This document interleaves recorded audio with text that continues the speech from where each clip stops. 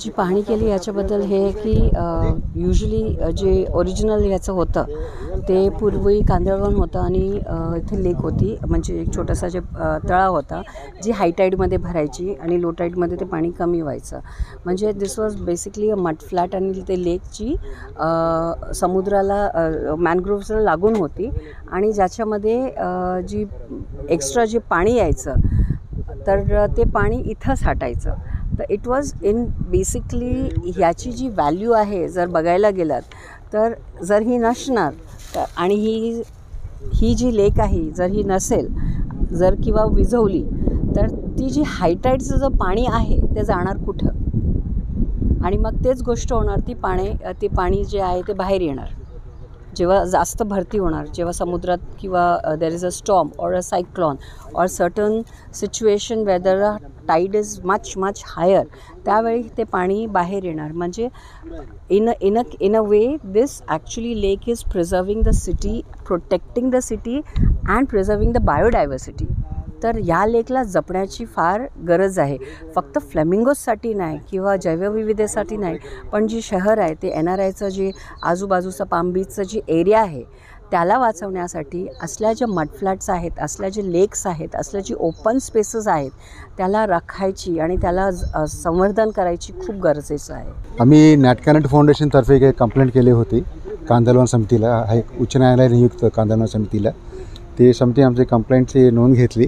आमची कंप्लेंट अशी होती की हा जो तलाव आहे नेमका कोरडा पडतो, ड्राय होतो आणि त्याचं मुख्य कारण आहे की तिचे पाणी याचे 3-4 चॅनल जो आहे ते नेमकं बंदच असतो आणि कोणीतरी बंद केलं असेल म्हणून ते पाणी येत नाही, त्याच्यामुळे फ्लेमिंगो पण इथे येत नाही. आणि दुसरं गोष्ट म्हणजे की जिथे आपण आता उभे आहेत हा रस्ता जो आहे हा रस्ता पण इल्लीगल आहे, कारण की ह्या रस्त्याच्या पलीकडे तिथे कांदळवन आहे, या बाजूला हे आहे वेटलँड आहे, आर्द्रभूमी आहे.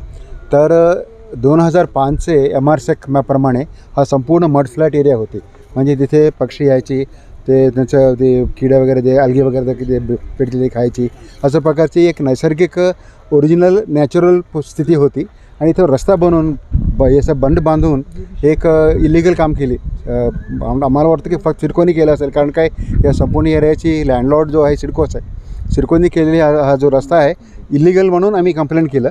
तर आता सिद्ध झाली की इथे मडफ्लॅट्स होती, कुठली प्रकारची रस्ता किंवा बंड ना होती आणि पाणी आरामात त्या बाजूने इथे या बाजूला तिथून जायचं होतं. तर आता पाणी ते ह्या बांधून बांधकाम करून पाणी अडवल्यामुळे त्रास होतो. याच्यात 2-3 गोष्ट आहे. परवा आपले MLA गणेश नाईक आले होते, त्यांनी सिडको आणि NMMCला दोघांना अल्टिमेटम दिले की तुम्ही 1 आठवड्यात आतमध्ये इथे पाणी येण्याचं जाण्याचा मार्ग तुम्ही सुरळीत करा, चॅनल्स टाका.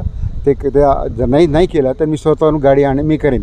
तर त्याच्या अनुषंगाने आता एक NMMC महानगरपालिकेने काम सुरू केली ती चॅनल टाकायची. अजूनही काम पूर्ण झालं नाही आहे. आणि काल आयुक्तांच्या समोर मीटिंग झाली गणेश नाईकांची, तिथे असे निर्णय झाले होते की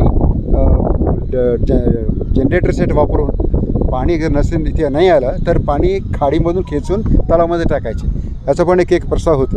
असं बरेच प्रकारचे करायला पाहिजे.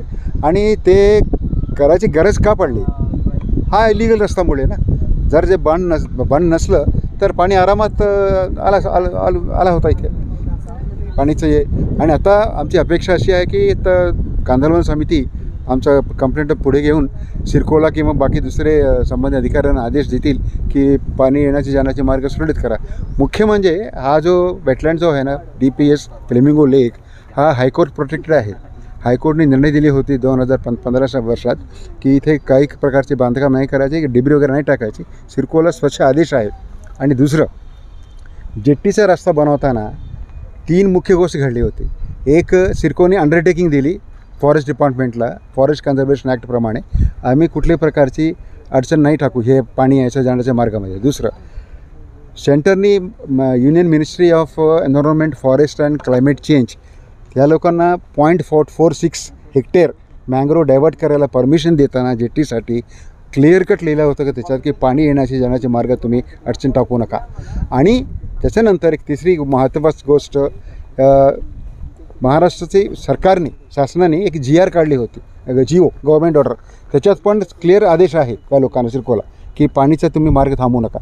तरीसुद्धा ह्या लोकांनी तिथे मार्ग अडवले आणि त्या बाजूला ह्या तलावाची दक्षिण बाजूला ज्या मोठी प्रवाह जो आहे तिथे 8 सिमेंट पाईप टाकलेले आहे. तिथून पाणी येते आणि रस्त्यामुळे पाणी अडकून पाणी परत जातं. हा तिन्ही क्लिअर गोष्ट पुरावा आहे की जो पण पाणी अडवण्याचं काम केलं संपूर्ण इलिगल आहे.